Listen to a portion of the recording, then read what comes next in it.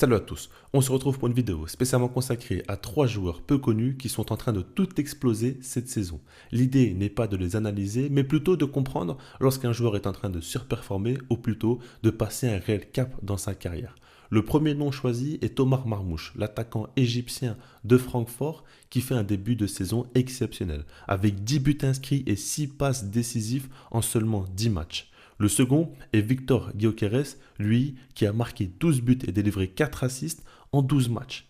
Et puis pour terminer, Samu Omorodion qui a marqué 7 buts en 7 matchs. C'est des statistiques assez affolantes, des joueurs qui sont en train de surperformer. Maintenant, c'est des joueurs avec des profils totalement différents et avec des parcours différents. Si on regarde assez rapidement, déjà au niveau de l'âge, Samu a seulement 20 ans. Donc en soi, c'est normal qu'un jeune joueur comme ça puisse enfin avoir des meilleures statistiques, surtout pour un attaquant, et commence un petit peu à émerger. Par la suite, quand on regarde Omar Marmouche, lui, à 25 ans, il a eu une carrière totalement différente. Il a joué tout le long de sa carrière en Bundesliga. Son record de buts était de 12 et cette saison, en 7 matchs seulement, il a déjà inscrit 9 buts rien qu'en championnat. Et puis, par rapport à Victor Gyökeres, lui, à 26 ans, et quand on regarde en soi, jusqu'en 2023, il a joué en deuxième division. Et là, aujourd'hui, il joue sa deuxième saison en pro. Dites-vous bien que la saison passée, il avait réussi à inscrire 37 buts et à délivrer 12 passes décisives pour sa première saison en pro.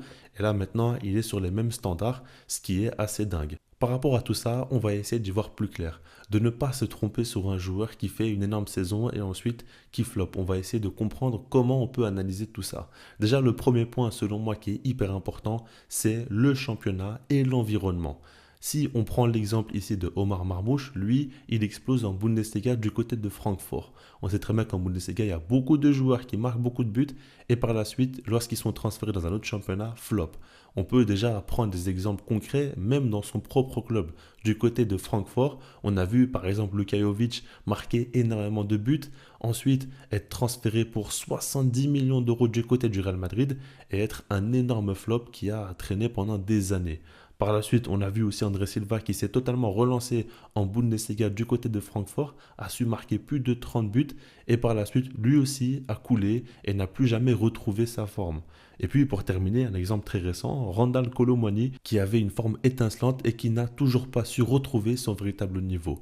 Donc en soi, le championnat et l'environnement, c'est 2 points quand même très importants qui sont assez liés. Ici, dans cette vidéo, on parle uniquement de joueurs évoluant en poste de numéro 9. Donc en soi, les stats sont très importantes. De base, je dis toujours que les statistiques ne sont pas forcément à prendre en compte. En tout cas, il ne faut pas baser une analyse là-dessus. Mais quand on parle du poste de numéro 9, son but principal est de marquer des buts. Sauf si dans l'équipe, il y a un ailier ou un milieu de terrain qui marque énormément de buts, ça peut arriver. Mais si ce n'est pas le cas, il faut que le numéro 9 marque plus de buts que ses coéquipiers. Et donc par rapport à ça, c'est important de comprendre dans quel championnat il évolue, parce qu'on sait très bien qu'il y a des championnats plus ouverts que d'autres, où le football offensif est plus mis en avant que d'autres. Et puis il y a des clubs aussi qui arrivent à mettre en avant leur attaquant de par leur style de jeu. Par exemple Francfort, j'ai donné plusieurs exemples, et pour moi c'est très parlant. C'est un club qui arrive toujours à bonifier ses attaquants, qui a un style de jeu hyper offensif. C'est une équipe qui travaille très bien, qui arrive toujours à renouveler son effectif. Et donc par rapport à ça, des attaquants font leurs meilleures statistiques ou en tout cas leur meilleure saison de leur carrière du côté de Francfort. Ce n'est pas anodin et donc par rapport à ça, est-ce qu'il faut vraiment le valoriser? Est-ce qu'il faut penser qu'ils vont réussir à reproduire la même chose en dehors de ce club? Ce n'est pas toujours le cas en tout cas. Et donc par rapport à ça, il y a d'autres exemples, hein, parce que là j'ai fait un focus sur la Bundesliga. Il y a des joueurs aussi qui excellent dans d'autres championnats et encore une fois, ils peuvent décevoir par la suite.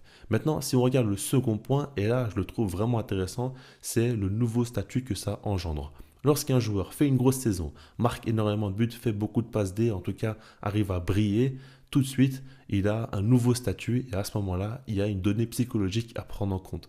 Si on reprend l'exemple de Randal Kolo Muani, c'est un joueur qui a montré de belles promesses du côté de Nantes et donc on a voulu voir ce que ça aurait pu donner dans un autre championnat. Il est parti en Bundesliga dans un super club qui est Francfort, hein. Encore une fois, le but de la vidéo n'est pas de taper sur ce club-là, mais c'est simplement des exemples pour moi qui me paraissent quand même assez parlants. Et donc, il a su faire une très bonne saison. Mais quand il a fait cette bonne saison-là, en soi, il n'était pas très connu encore une fois. Il n'avait pas beaucoup de pression sur lui et qu'il se rate ou qu'il réussisse, en soi, ça ne dépendait pas d'énormément d'éléments. On peut se dire par exemple qu'il découvre un nouveau championnat, donc il peut faire une saison où il passe un petit peu à côté, il aurait pu se rattraper avec le temps. Non, il a très vite su s'imposer, très vite su être hyper important, hyper fort. Et en dehors de ses buts, c'est un joueur quand même qui était en grande confiance, techniquement aussi, réussissait beaucoup de choses et tout ça, il faut le prendre en compte. Par la suite, ses bonnes prestations du côté de Francfort lui ont permis de pouvoir jouer avec l'équipe de France, même d'être appelé lors de la Coupe du Monde 2022 et d'être décisif aussi. Il a été très bon, il a su jouer sa carte, même en finale lorsqu'il est entré. Il a un énorme raté face à Emiliano Martinez, pour moi qui a été un tournant dans sa carrière, c'est vrai, mais même son entrée pour moi a été très bonne de par le caractère qu'il a su montrer. J'avais même fait une vidéo sur cette chaîne en disant que selon moi c'est un attaquant avec un très fort potentiel et je croyais beaucoup en lui. Et par la suite, il a signé du côté du Paris Saint-Germain pour 80 millions d'euros. Ça a été un très gros transfert et à ce moment-là, tu as un nouveau statut.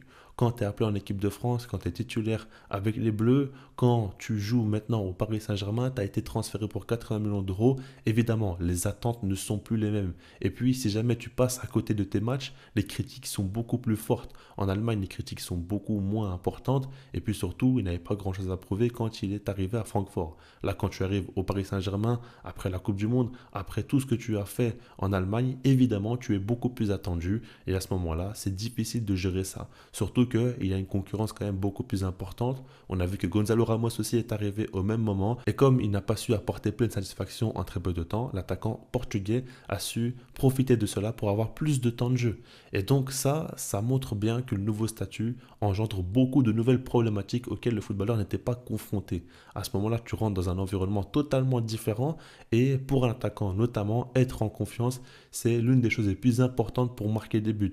Même les plus grands attaquants ont des fois connu des périodes comme ça et n'arrivait plus à marquer autant de buts qu'auparavant. Regardez par exemple Karim Benzema, on l'a connu du côté du Real Madrid, une saison catastrophique où en 2017 il avait marqué seulement 5 buts en championnat. José Mourinho notamment aussi a eu une période où il a beaucoup attaqué plutôt en disant que c'est simplement un chat et non pas un attaquant digne du Real Madrid dans le sens où il est un peu trop gentil devant les cages. Et par rapport à ça, on peut connaître des périodes plus compliquées. Maintenant, il faut assumer ce nouveau statut et réussir à relever la tête. Je pense personnellement que Kolo Muani a beaucoup de qualités et qu'il pourra finir par se relancer si jamais il quitte le Paris Saint-Germain ou si jamais Luis Enrique finit par le faire plus confiance parce qu'on voit qu'il joue quand même très peu ces derniers temps. Par rapport à ça, on verra avec le temps. C'est pas pour faire un focus sur Kolo Muani. Mais dans l'idée, il faut bien comprendre qu'il y a une donnée psychologique très importante. Et même quand on regarde aussi du côté de Dovbyk, un joueur qui a excellé en Liga, qui a été Pichichi, ce qui n'est pas rien. Il a marqué 24 buts en championnat avec Gérone. Une performance quand même assez impressionnante. Et puis maintenant, il joue du côté de l'AS Rome. Pour l'instant, ses débuts ne sont pas, on va dire, à la hauteur de ce qu'il faisait du côté de l'Espagne à Gérone. Peut-être qu'avec le temps, il va réussir à tout écraser, c'est tout ce que je lui souhaite, mais en tout cas par rapport à ça, il faut bien comprendre que quand tu joues à Gérone, un club qui fait une saison historique où ils arrivent à être très proches du Barça et du Real Madrid, un club qui a su proposer un football hyper offensif où tu as pu te créer beaucoup d'occasions, c'est différent de jouer à Rome quand même qui a connu des périodes plus saines, on va dire, ces derniers temps. C'est vrai, ça va un petit peu mieux, mais ça reste quand même un club qui subit une grosse pression de la part de ses supporters qui sont hyper exigeants, un environnement quand même beaucoup plus complexe que celui à Gérone où tout était parfait parce que ce club n'avait jamais connu un tel niveau de performance. Et donc là, Dovbyk a beaucoup plus de pression aussi parce qu'il a déjà réalisé une grosse saison, donc on en attend encore plus du côté de l'AS Rome. Maintenant qu'on a dit tout ça, selon moi, la clé restera toujours la patience. Quand on voit un joueur faire une grande saison et qu'on s'enflamme tout de suite, c'est une erreur. Parce que des fois, oui, le joueur en question est un crack et va tout exploser tout le long de sa carrière, mais en soi, il ne faut jamais oublier qu'une seule saison dans la carrière d'un joueur, c'est rien du tout. Souvent, la carrière d'un joueur dure 15 ans environ et une seule saison de top niveau, en soi, c'est quelque chose qu'on va très vite oublier. Il faut réitérer ça, il faut réussir à répéter ses performances et par rapport à ça, il n'y a pas beaucoup de joueurs qui arrivent à le faire. On dit toujours que faire une top saison, faire une saison où tu marques beaucoup de buts, où tu excelles dans certains domaines du jeu, c'est une chose que beaucoup de joueurs ont su faire, Mais faire une seconde saison où tu confirmes cela, où tu prouves à nouveau que tu as le niveau, que tu peux répéter ça sur le long terme, là, c'est encore autre chose.